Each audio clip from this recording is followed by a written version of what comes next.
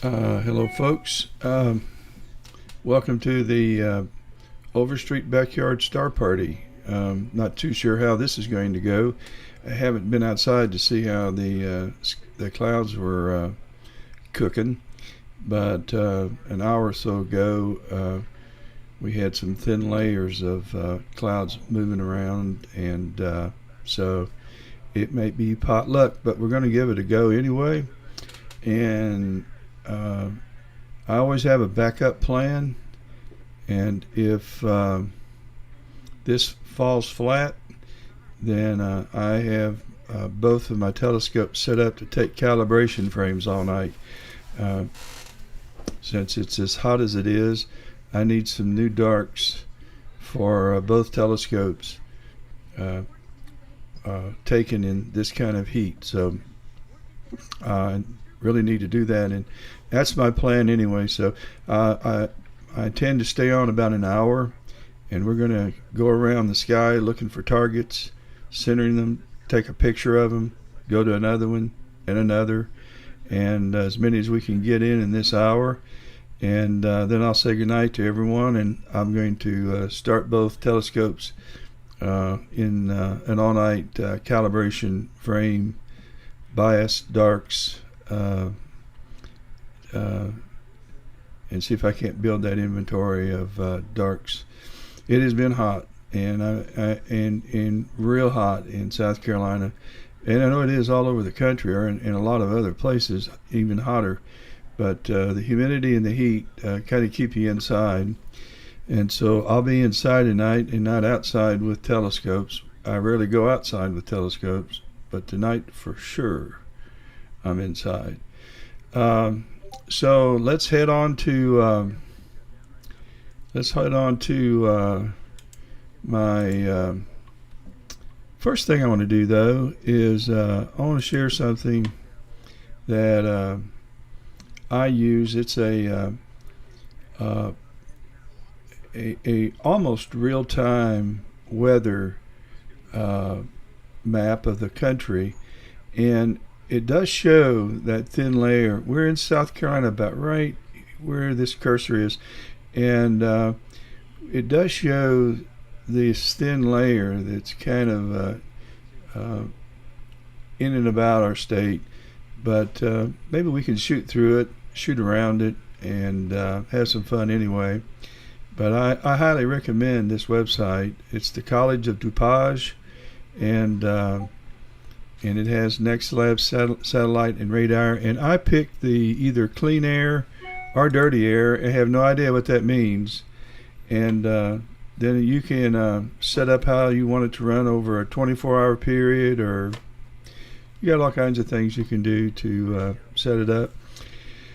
And if I knew what I was doing, I could probably get more mileage out of it. But between clean and dirty, and I can't tell a whole lot of difference between the two, this has become a very helpful website. And everybody has, of course, the clear sky chart. And so for tonight, it looks like we should have some okay skies, but we'll find that out really soon. So let's go to our telescopes outside, and tonight I'm going to use the Vixen. I will show you that this is the Stellar View 70T. I will show you my backup plan, though, and because I went ahead early today and wrote this, but these are my calibration frames, and I plan to take 50 bias, 20 darks that are 15 seconds, 20 darks that are 30, all the way up to 20 darks that are 300 seconds. I'm taking them at a gain of 200 and an offset of 50. Don't be afraid of high gains on CMOS cameras like the ZWO cameras. They are built for it. And the reason why I'm doing this is short exposures. I'm going to try to get by with as short exposure time as I can when I image in this heat. And so I really don't want the sensor exposed to any more thermal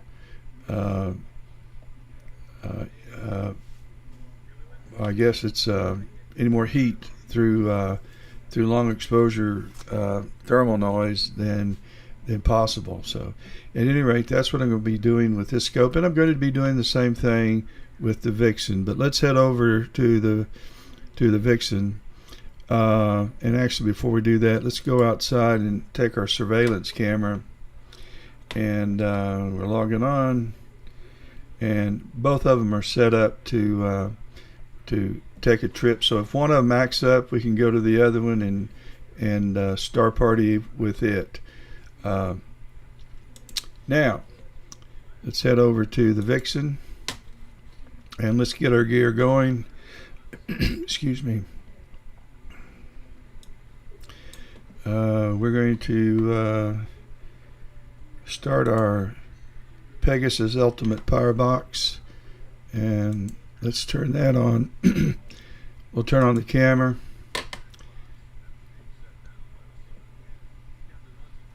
The camera, the focuser, the mount, and interesting that we're already at 80. We're at 83 degrees. It's come down a little bit. We were at 89 about an hour ago. And let's go ahead and power up the mount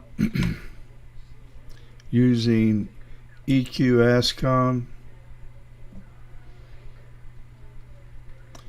And the mount's now active. Let's go ahead and initiate PhD 2, although I'm not sure we'll be doing any guiding. We can go ahead though and connect our gear. We're just going to shoot and run, and so we probably won't need that. Let's bring up, I can't pronounce it, but there it is, Cortez du Ciel. That's as good as I can do. Gosh, I'm glad I wasn't born in France. I would never figure out how to communicate there. My mouth just doesn't make those sounds.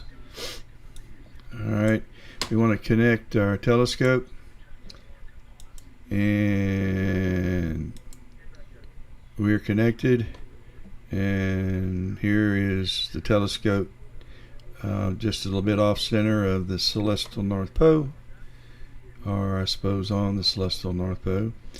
And then let's bring up our acquisition software, and this is going to do all the heavy work tonight. Sequence Generator Pro, and we will I like this planetarium program for the sky chart by Cortez du Ciel. I like it because it takes very, very little memory, and it's got a great database. So I like it. I'm going to connect the camera, and I'm going to start cooling it. I'm only cooling to minus 10 degrees. It's just too hot to expect it to go much below that, and I'll deal with the noise in post-processing. Actually, since I'm not imaging, it doesn't matter, but and I'm connecting all the gear, and we're done. All right, what I'm going to do though, I don't think I'm going to use Cortez du Ciel. I think I'm going to go over here and bring up Sky Safari Pro. It's a lot easier for folks to see, and I was looking at this before I went online, and this target right here, 4592, is a bright nebula. It's huge, and it's a bright nebula in Scorpius. So I thought, why don't we go check it out? It's in the south, and it has just crossed the meridian. It's not very high in the sky, but for what we're doing, that's just fine. So let's go back. We need to remember 4592, and we'll head back to the Vixen, and I'm going to go ahead and check new sequence with a profile. Yes, we'll save this one. The new sequence with the profile will be the Atlas with the 1600, the Vixen, and the Pegasus. So we have a new sequence. We're going to start as though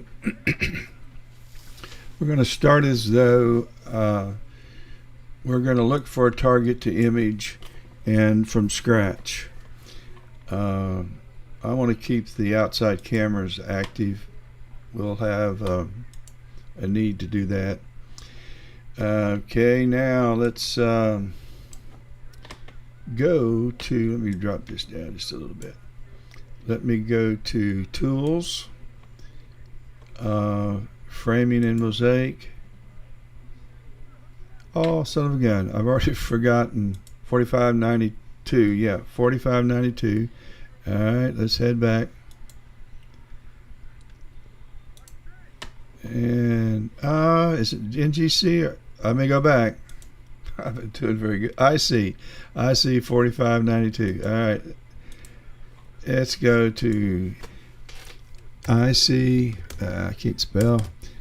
Can't type. IC 1492. All right, and let's make this about 4 degrees. Let's go ahead and fetch it. I like that word, fetch. I'm going to hide the sequencer, and so we can make room for the target. So what's happened is that the software has brought not 1492. What have I done here? Let's go back. Still haven't got it right. 4592. I guess I need to write this stuff down. 4592. Okay. Didn't Columbus do something in 1492? 4592. All right, let's fetch this. What a start. Yay, Ed. Okay, here's our bright nebula. Hey, that's kind of cool. All right, let's say we wanted to image just this. It's going to be awfully faint. Let's go up here where this bright star is right in the middle, and let's say we want to image this. What I just did, I'm going to start all over again and fetch this again.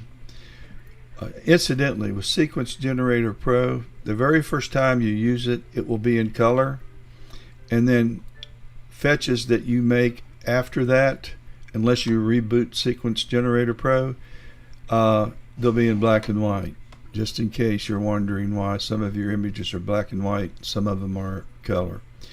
And it matters not really. We're just looking how to frame it. So it found the target. It used the image scale of my Vixen camera, which is 1.255, and the pixel size of my camera. And so it knows what my field of view is. And if I draw a box with just my mouse and my left click mouse and kind of drag it over the image, I can stop there and it will make it the correct size. So now it's a matter of framing. And now, because EQ mode and my telescope knows where I was the last time, it knows that the rotation of my telescope is at 332 degrees. So that's kind of how it's going to look. I could go out and manually rotate. I don't have a rotators, electronic rotator, so I'd have to go out and manually rotate it to change this orientation, which I will not do. But at any rate, so let's now put on, create a sequence. Before I do that, if I thought, you know what I'd like to do? I would like to have this, and this all in this field of view. I could add tiles and create a mosaic. And that may not be enough. I might have to add another. And so I now have a mosaic created. Now this is only cosmetic. If I wanted to have a wider field of view just so I could see it visually, I could go up here and click on, say, 6 degrees or more, fetch,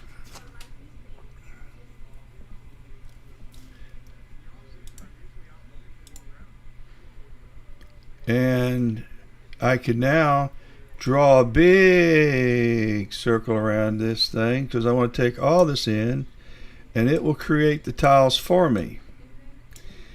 Now, what's going to happen, I'll go through this as just for illustrating how it works reasons. Let's say create a sequence.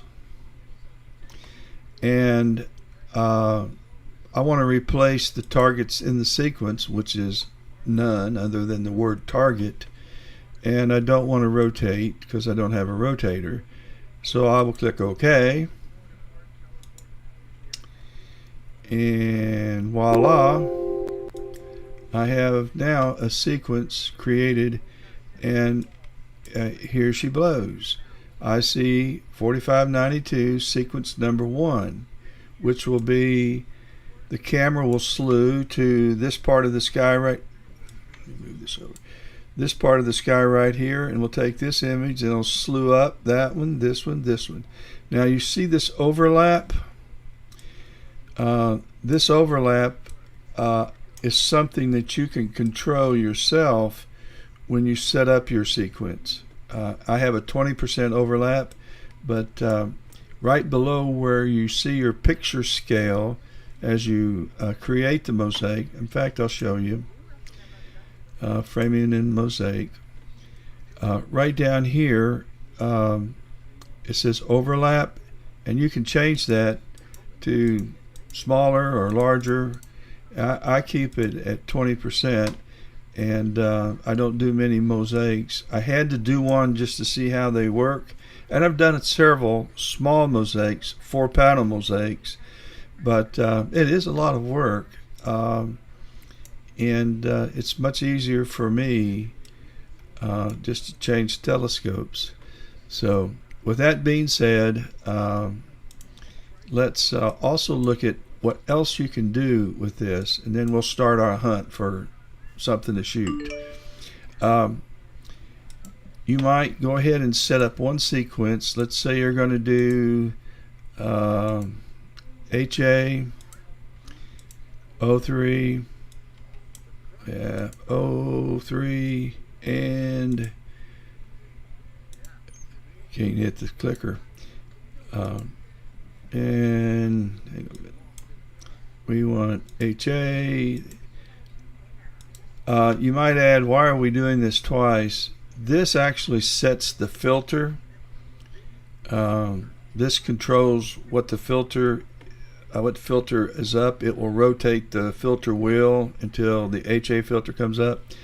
This is the naming phase. When you enter HA here, that HA will show up in your file name.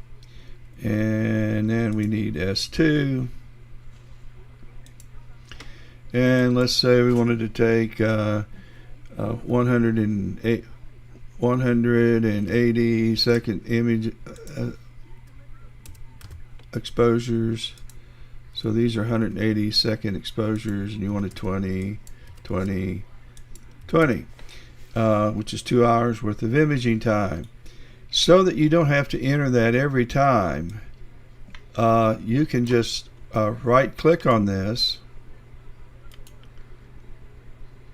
and you can say copy target settings and events to, and you can select all, and of course it knows not to pick one. That's the ones you're copying, so 2 through 14, and So you don't have to re-enter these multiple times. And if you go to 2, actually it's doing it right now. So if you go to 2, that settings have been set up. You go to 3, then you see it's filled all that in for you. So we're not doing that, so let's go hunt something and take a picture of it. Let's go back to File, New Sequence with the profile. No, we don't want to save this. We're going to go down to, by the way, you see a lot of profiles. I've set these profiles up manually, and they're representative of the cameras I have, the mounts I use, and the cameras that I have that I use. So I just have them all really set up, ready to use if I connect that gear. It was one of those rainy days or cloudy nights. I had nothing else to do, so I set up profiles for everything.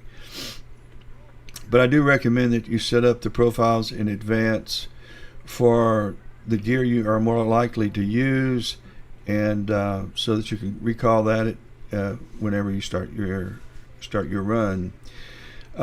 So here we go. We're going to create a whole new sequence. And did we cool the camera? No, we're not cooling the camera. Let's cool the camera. Let's go to Tools, Framing in Mosaic. IC 4592. I think I did remember it. We'll go back to 4. We'll click OK. Kind of already tired of this target. I will grab it right here. Now that came up. I must have rotated my. Camera. If you see here, if you rotate it, which you can manually do. Anyway, I didn't want to do that, but I have. So let's create the sequence. And we want to just go ahead and replace that target. We don't want to do any more of this, which is what messed me up. And we're ready to go. And so it sets up our target. So we have IC 4592, and I'm not going to set up a directory to save the files, which you would do here. Incidentally, you can elect what file names, what you want to have in your file name, and the reason why I want to have the filter name in it is obvious, because I'm going to be sorting pictures by filter as I process them. But at any rate, this is where you browse for your directory. So, but we're going to do nothing other than just slew to our target. And so let's make sure we have our outside camera on. It is logged on, and we'll come back to that. But let's go ahead and slew to our target now. Slew to target. Yep. And let's go back outside and see if it's doing it. And that's in the south. It's on the west side of the meridian. So this telescope will be east shooting west. That means that the telescope is facing east and it's shooting west. And if I bring up EQ, my hand controller, you will see that we are east pointing west. East pointing west, right here on the pier side. And that's as it should be. So we have gone to the target. Now let's center it. And this is the plate solving phase of setting up for your image. And I'm using Plate Solve 2, which is by Planewave. Plate Solve 2 is free. you have to download your databases. Oops, I don't know what caused that. You have to download your databases. What I'll have to do is go up here and increase the settling time, which I should have done. We're off a bunch. 926 pixels in RA and 666 in DEC. But when you say that, it looks like a lot, but think about it. If we go up here to, I can't do it right now, to Tools and Mosaic, I think there's like 1.7 million pixels in the ZWO 1600. So that being the case, 900 isn't a lot. So we're now in the second attempt. We're 69 pixels off in RA and 3 pixels off in DEC, and so we're going to do it again until we get under 50, under a 50 pixel error, which is what I've set. You can put anything you want. You can ask your plate solving software to solve within 5 pixels if you want. And so right now we're 18 pixels off in RA and 1 pixel off in DEC, and so we are on the target.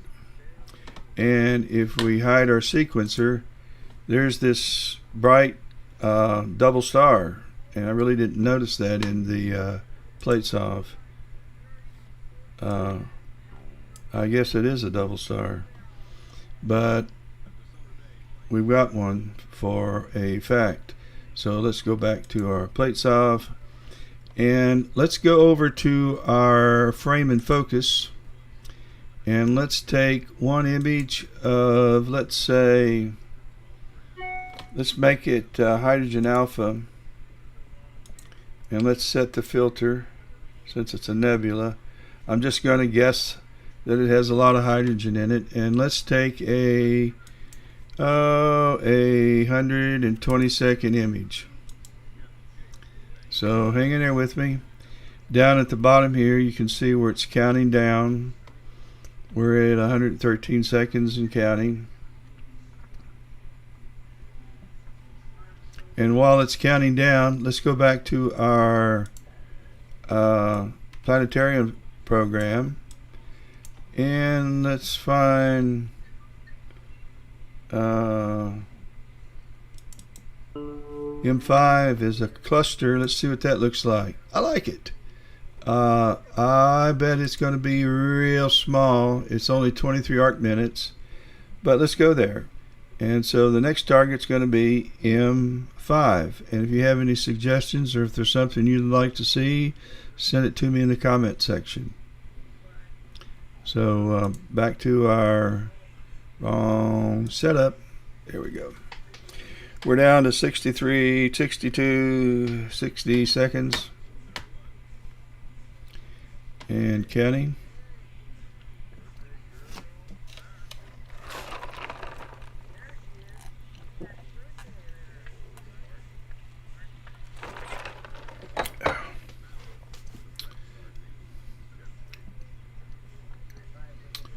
$38.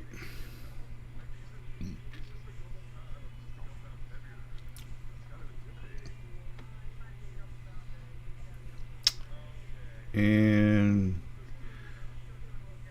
we're getting close. Look at the noise in this picture. I'll zoom up some. Not enough. Zoom up some more. Wow.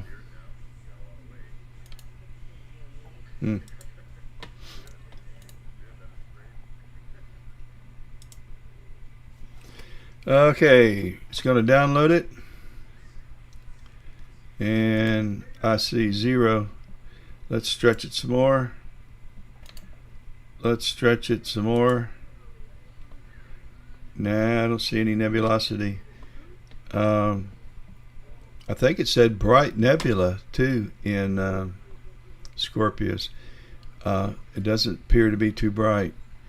I need to focus. I'm at a 2.72 half flux radius, so it's this setup at the HA filter needs to be focused, but I'm not worried about that. Let's go now to framing and mosaic, and let's go to M5.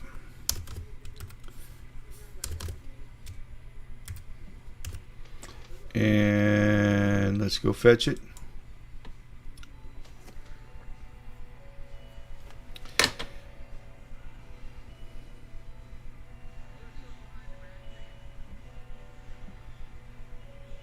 Voila.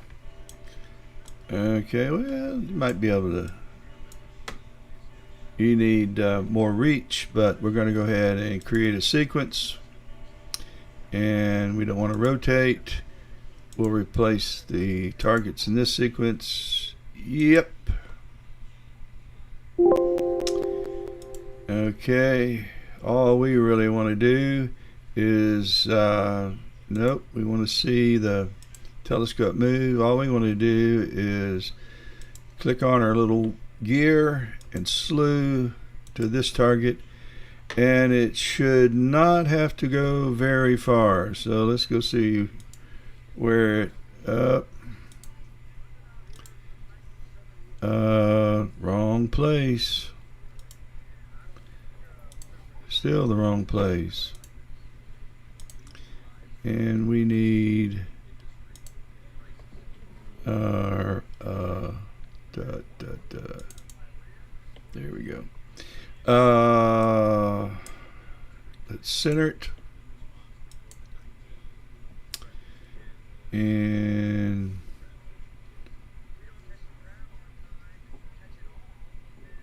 I do want to show you something after we get a center. We'll see how far off we are on the first run.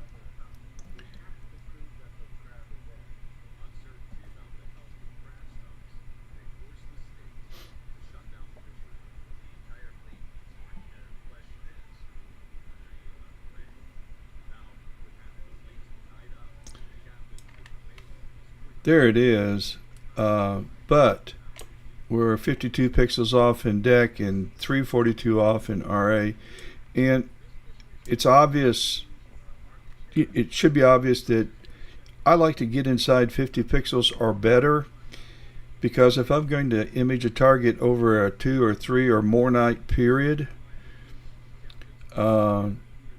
and it happens all the time where I'll start imaging and then clouds come in and I never finish.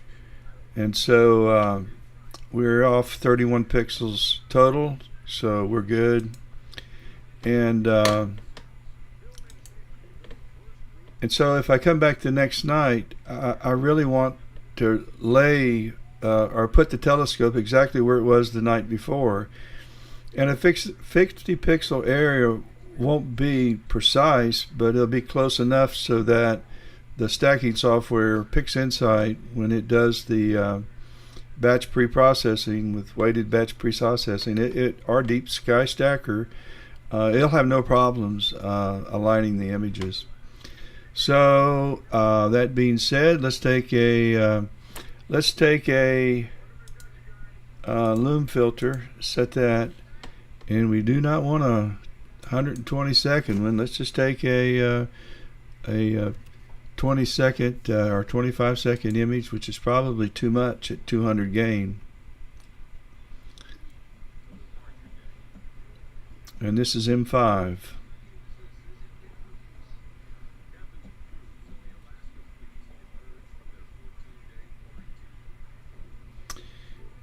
We got 6 seconds left to go on M5.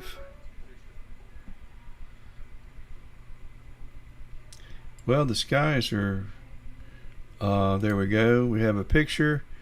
Let's zoom. And because I'm not guiding, you can see the drift that I have. But it's pointless to start guiding. But if I did, my stars would be sharp. I had the best scene I've had in a year last night when it was so hot that I really didn't expect that, but it was awesome seeing all night long. I was tickled to death. All right, let's go back to our Sky Safari, and let's look at something else that might be noteworthy.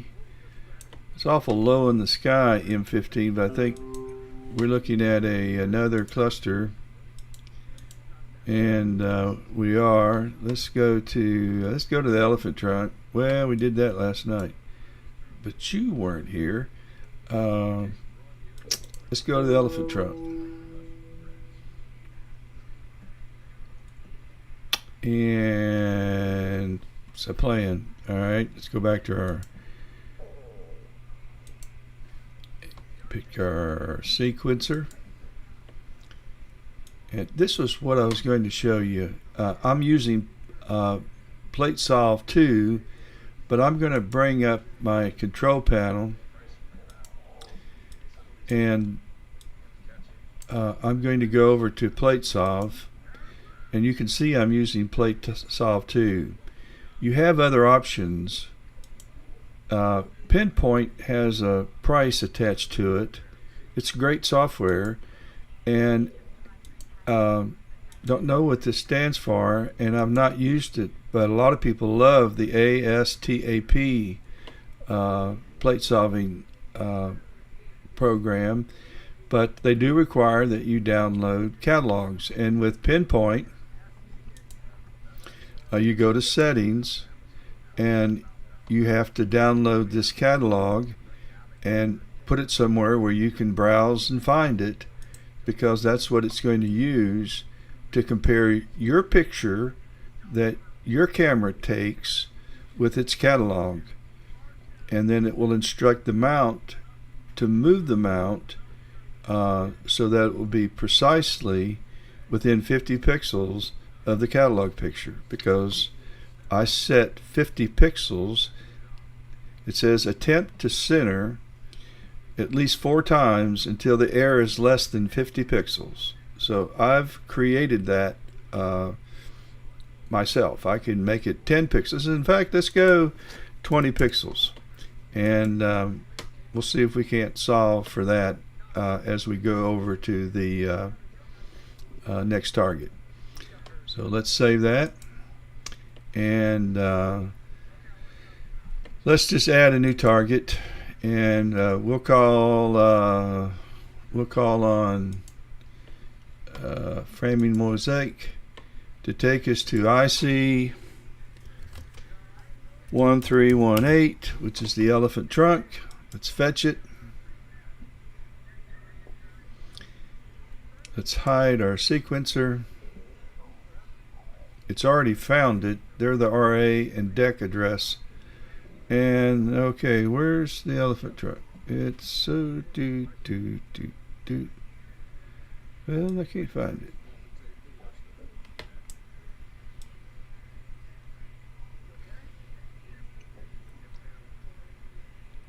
I'm absolutely not sure.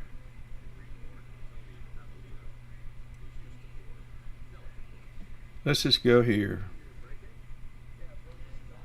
Let's say we just want to image, this part of the sky. Create a sequence. We don't want to rotate. We're going to we'll just keep append. Yep. And we've got the target. And so we don't need this one. So let's go to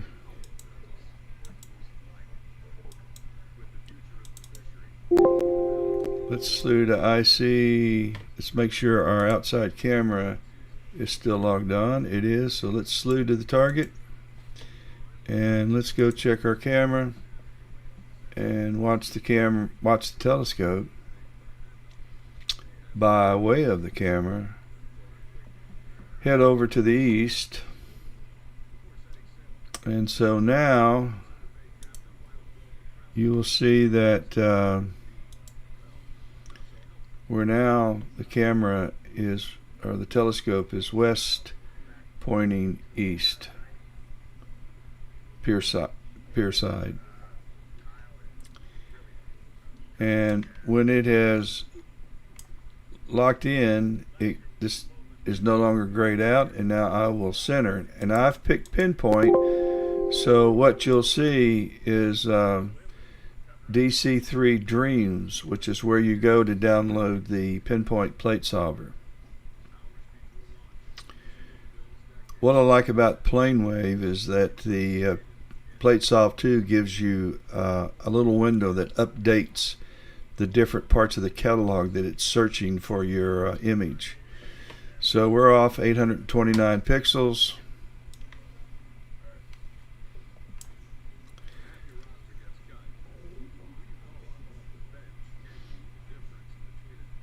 We'll go find a galaxy. That's what we'll do. We're now off 18 or 15 total pixels, and so we're good to go. Again, we want the camera on. We're done, and let's we don't need the sequencer, but we will need some HA filter, and we'll have to take another, probably, let's take another 180, let's take a 180 second pick. And while we're doing that, let's head over to Sky Safari Pro, and let's see if we can't find a galaxy. Let's go to the Whirlpool Galaxy, which is M101. So we're going to come back and go to M101. Yay. That way we'll be able to use the L filter and a shorter exposure. Remind me not to go to any more nebula. Clusters and galaxies. We got the sunflower, we got the whirlpool,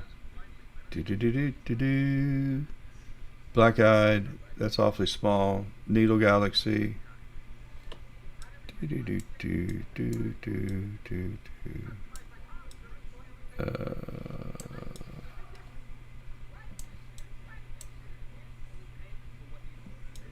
if I see anything worth. We might go just for the heck of it and go up to the Eastern Veil Nebula. I know it's a nebula, but I love that part of the sky. Okay, we're coming back here though. Alright, let's go to our software. Wrong laptop. Right laptop. We're down to 83 seconds and counting.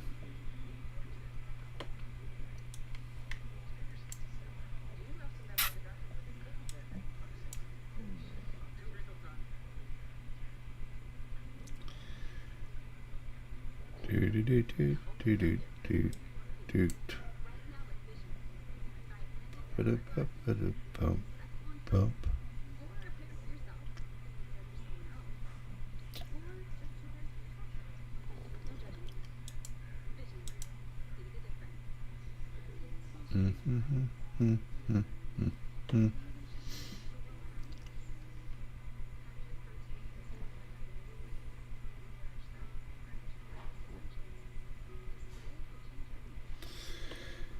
And we're now hit the 30-second mark.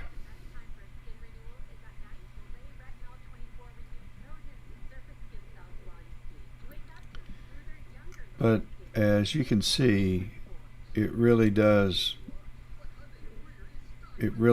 help you find targets, center targets, and of course for a lot of people doing photography, night sky photography, they spend a lot of time trying to make sure their target's in the right place.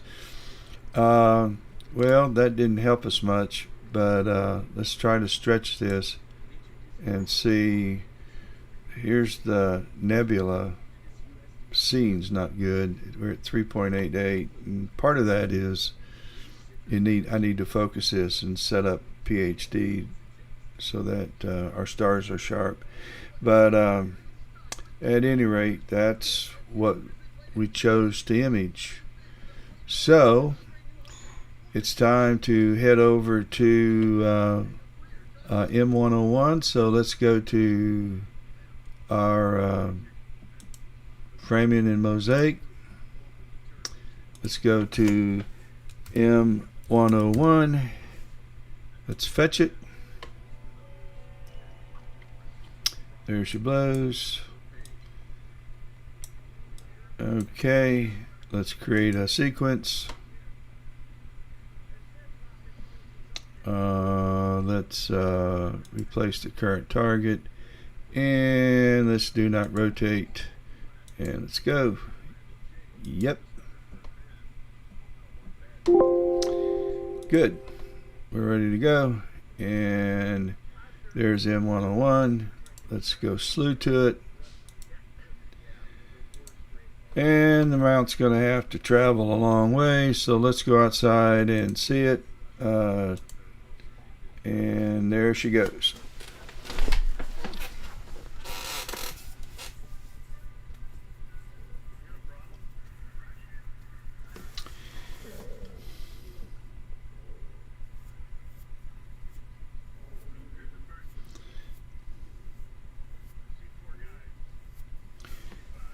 There are no lights on in my backyard. This is infrared light that's coming emitting from the camera.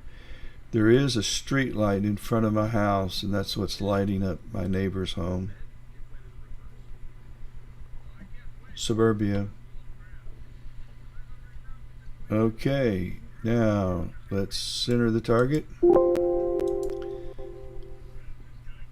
And we're still using DC Dreams, which is pinpoint.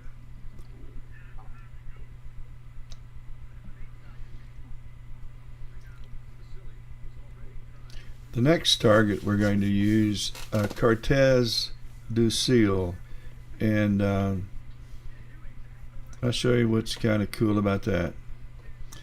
We're off another 795 pixels. Here's the galaxy down here. It's real faint. I can see it. I don't know that you can.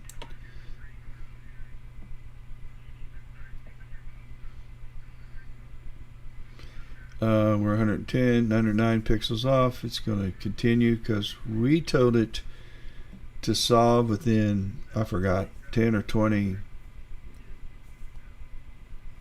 pixel error. Most imagers use 100. Okay, we are 13 pixels off. That's good. Let's put that aside. I can faintly see it here. Let's take the scene's so bad, so let's take a 40-second image and see if we can make out this galaxy. We surely should.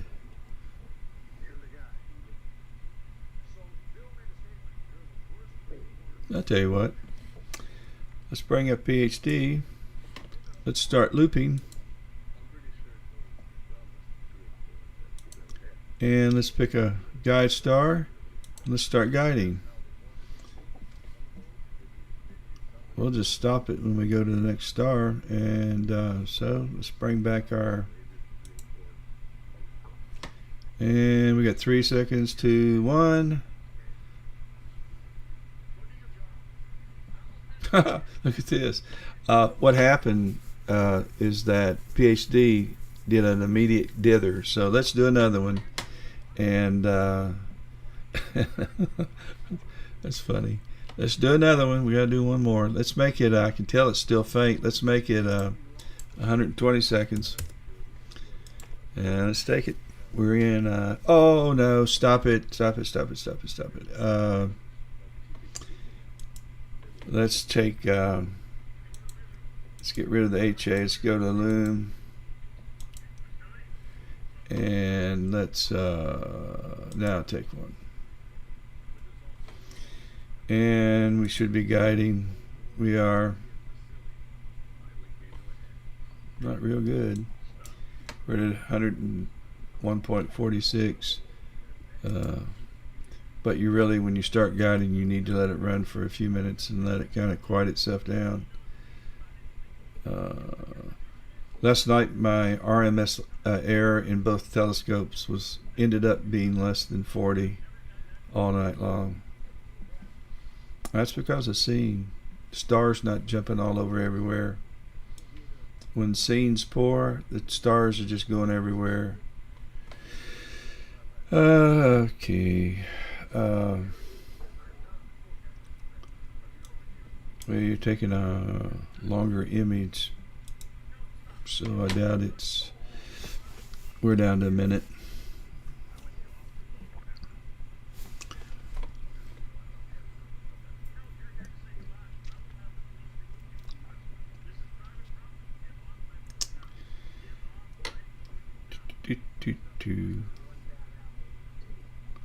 Tomorrow it's going to be 105 heat index.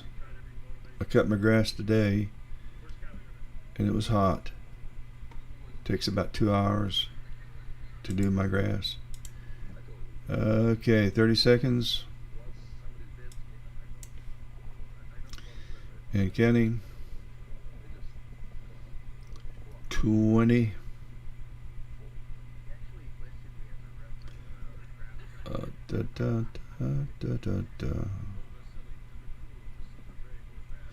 Sometimes I just go crazy, just going from target to target to target, and just seeing what's up there.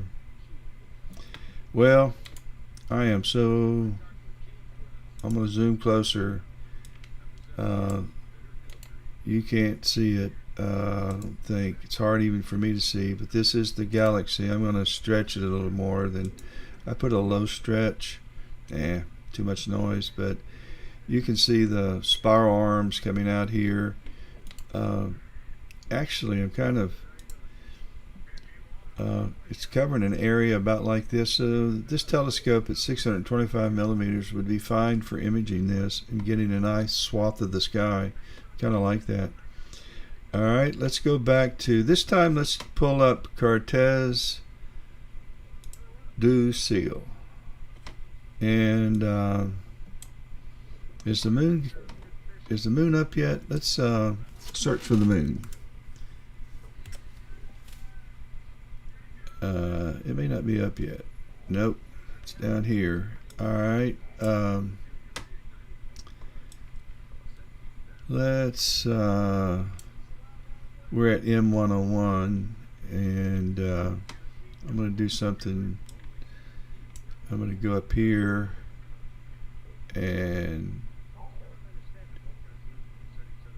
no, it used to be there. Let's see, we want to sync, and I want to sync at, yep. Alright, let's go to M106. So let's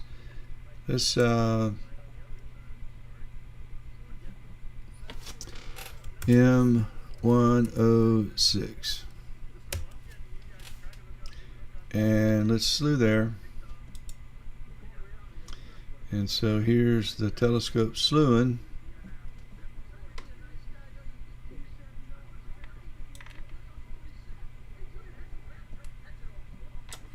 Move my planetarium software around. So here's Polaris. So we're low in the sky. It's getting ready to sit down. It's probably about 30-some degrees. And let's go over to our software. And of course PhD went nuts because guiding stopped. We started slewing. Yep. And we can clear. And let's just stop guiding right now, because we're going to be moving around. And I wanted to show you how good this stuff can work. So let's go to framing, and keep in mind I've just I used Cortez de Sul to slew to M106, and so I'm going to go to framing in Mosaic. I'm going to type in M106, fetch it,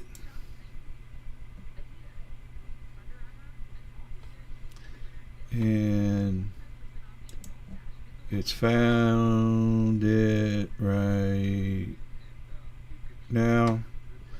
And so there it is. It's a crusty picture, but let's create a sequence. We want to replace the targets that's there, and we don't want to rotate.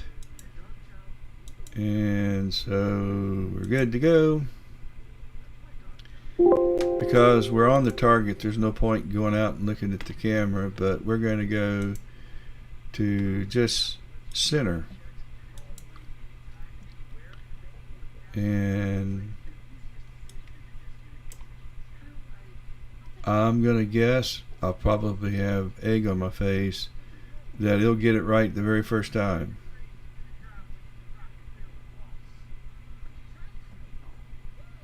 No, it's going to be off. There it is there. Yeah.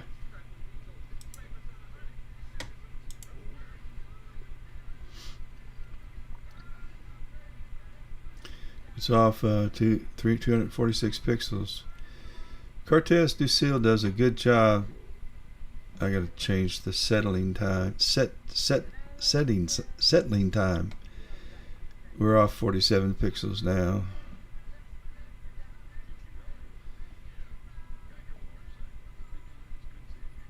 But with Cortez de Sul, you can sync each target that you go to, and after you sync one or two, then from that on that night you can go to any, you can sync on any place in the sky, and it's right on. It's right on target. Now I like to do that if I'm doing planetary, if I'm going from like Jupiter to Saturn to the moon, or and so it's, let's see how far off. We're one total pixel off. We're right on center on RA, and we're one pixel off in dec of being in the center of this. So let's take another 120 second image, and we have roughly 3 minutes left in this 1 hour session. And so this will be our last image of this Star Party night. And I'm going to fire up the other, while this is downloading, I'm going to go to my other kit. I'm going to make sure that all my gear is turned on, because I'm going to be taking these calibration frames. I don't need the focuser. I don't even need the mount. Have I started? No, heck, I haven't even started. I got to turn on the power. Yes, I know. When you try to start your gear and you haven't turned on the power, I don't need a flat panel, then nothing works. The camera will come on, but the cooler won't, because the fan is what's powered. Yeah, let's go back here. I'm going to have to let it settle down. I screwed it up by trying to start gear, and when it's not powered on, I know there's an error correcting, but all I need is the camera and the filter wheel.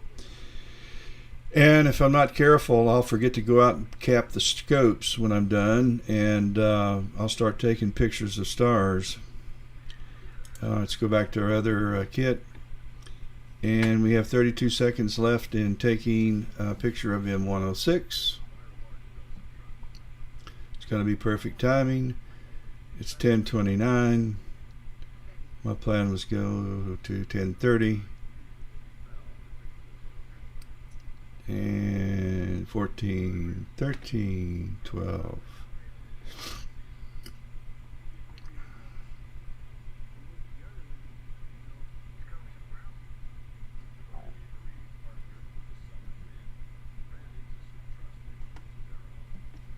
Okie dokie. Here we are with M106, and if I do a medium stretch, it doesn't help. Just need a lot of data.